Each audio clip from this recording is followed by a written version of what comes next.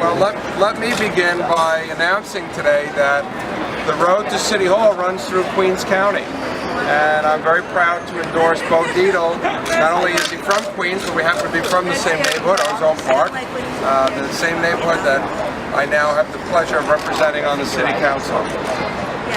There are a lot of people in this city that believe that this year's election is basically a formality and that Mayor de Blasio is going to just waltz back into office and get a second term.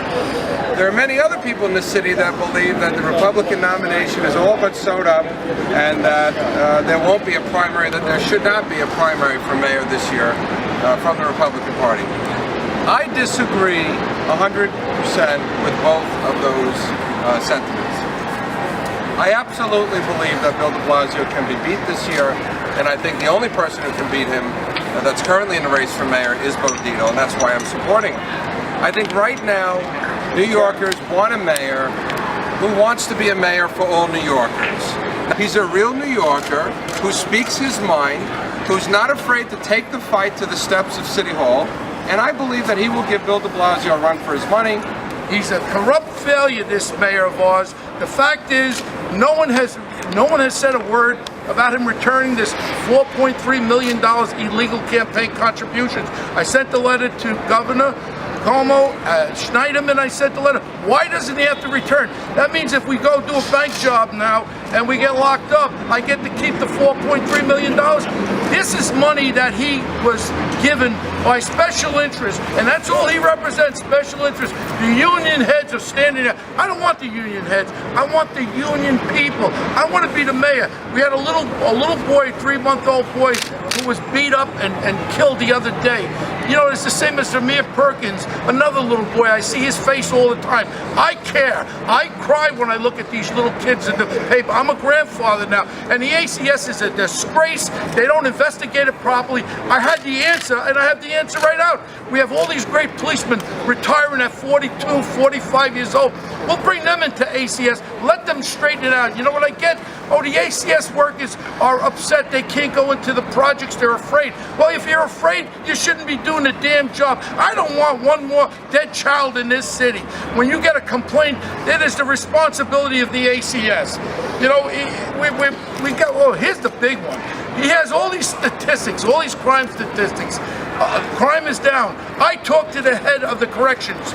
We had a news conference. The head of the correction said 18, 19, 20-year-olds, they can't segregate. If they stab another prisoner or if they stab a guard, we've got to clean up what's in Rikers Island rather than talking about moving it. Let's clean it, because you're just going to move the same circumstance to a borough. Let's fix Rikers Island. Let's fix what we have to do with correction officers and train them properly, and let's treat prisoners the way they should be treated, with respect, and let the correction officers get the respect back and forth. I worked on the street. I know about the gangs on the street. That's what I did for a lot of years. Supports $250,000 per bed per year on the torture island. Well, I don't get it. Even if you want smaller government, corrections is the place to go. I'll answer your question if you let me finish, please. Thank you. My point is that we have now Rikers Island. That's on Rikers Island there now. We got to fix it from within. By moving it, it's not going to do anything. We have to fix it because you'll just move the same circumstance. I don't think you know. These are the real things that are happening. We have a mayor right now that sits in this building now. He gets here after noon anyway, and he's a lazy mayor. He's not out for all the people. What this gentleman was talking about with Rikers, it's very easy for solutions. Let's shut down Rikers. Let's find out what the problem is and fix the damn problem. That's what it's about. If correction officers are not doing the right job, let's retrain them. Let's have segregation. If you have someone stabbing a guard, someone stabbing another inmate, there's always a thing called compromise. But to take a paintbrush and think it's all going to go away, so you're going to take the problem, you'll move it to a different location. These are instances that people have to realize. Compromise is so important. The problems with the homelessness. I talk to people, crime's down. Yeah, crime's down, but people have fear. To me, fear is crime. Again, the statistics. Here's the statistics I got from the head of your union for school safety.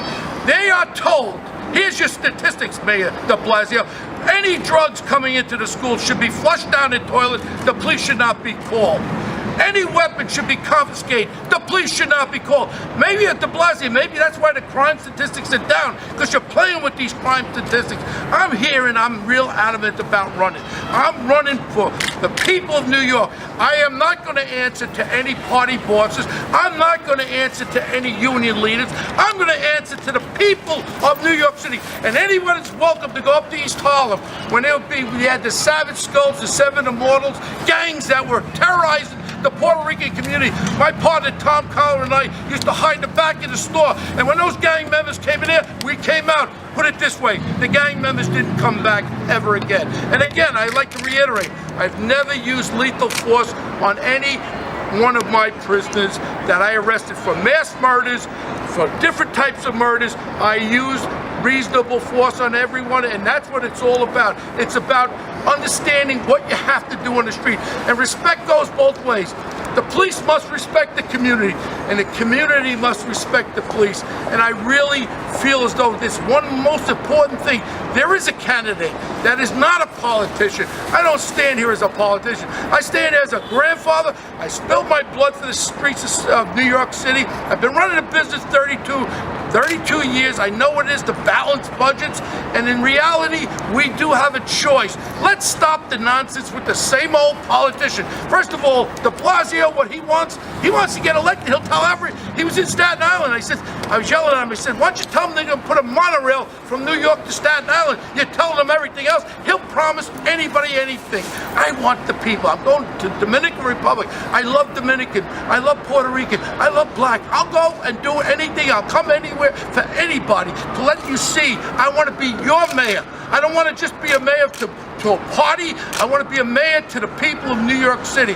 I'm sorry I get very heated up about this, but in reality, I care. I cry. Jameer Perkins, that little boy's face pops up, and damn you, ACS, for not doing your job, and that little boy, that 3-month-old boy in the Bronx dead. Let's think about it right now. This guy over here just stands up there, he's like a robot. I'd like to cut him open to see if he has a heart. I don't think the man has a heart. I don't ever see the man ever cry. The only time he cried when he was 2 hours late to Rockaway with the memorial for the plane crash. Then he cried because he was late. Maybe because he doesn't get his butt going until 12 noon. I'm really running. I want to appeal to all the people of New York City. Please, I want to be your mayor. I want to be the mayor of New York that cares about everybody. I have a heart. I have a soul. I'm 66 years old. I want to be a mayor that everyone can pat on my back and say, Mr. Mayor, you're doing the right thing for everyone. But there's always compromise. There's no one direction. We have to weigh out everything. Mayor de Blasio always talks about there's no room for hate in the city, there's no room for anti-Semitism. Yet there's a guy running for council making anti-Semitic remarks on Twitter. He's been pictured with Mayor de Blasio. Mayor de Blasio refuses to denounce that person. Well, I thought I wouldn't have to do it, but I did that test where you spit the test tube, right? I got 2% Jew, 2% African, I got 8% Middle Eastern. I got everything in me. I'm part black, I'm part Middle Eastern. My grandson's Jewish, my kids are Jewish, I married a Jewish girl. I guess I'm not an anti-Semite, okay? So, I mean, anybody that talks about, first of all, the Jewish vote to me is very, very important for the fact the Jewish vote, the people come out and vote.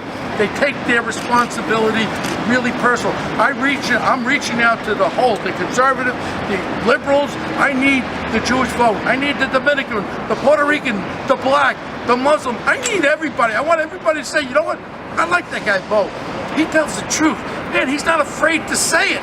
I'm not afraid to say anything, and damn it, I'll get up before noon. That this guy gets himself going around noon.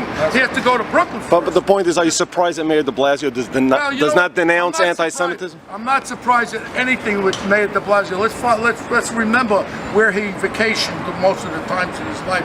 Nicaragua with the Sandinistas, with Fidel Castro. He's got a different wavelength, and he doesn't like the New York Yankees. He's a Red Sox fan. How the hell are you the mayor? Next